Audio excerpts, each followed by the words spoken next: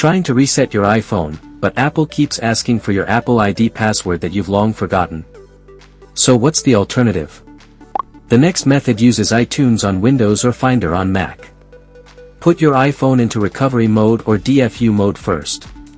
The button sequence varies by model, but once the device is in recovery or DFU mode, your computer will detect it in a recovery state and offer the option to restore.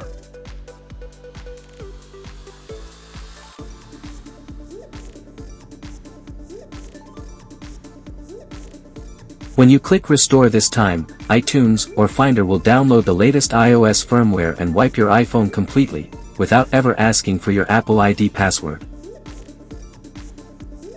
However, there is a catch. After the restore finishes, when you try to set it up, you'll be asked to enter the screen passcode to bypass activation lock.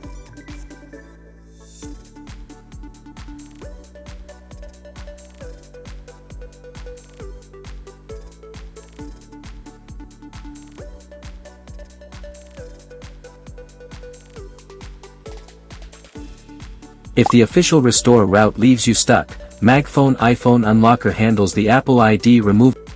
You simply connect your iPhone, and select the Remove Apple ID option. The software will check if Find My iPhone is enabled. If it is, MagFone will guide you through a few necessary steps, like verifying that your device has a screen passcode and two-factor authentication set up, then automatically download a verified firmware package and remove the Apple ID.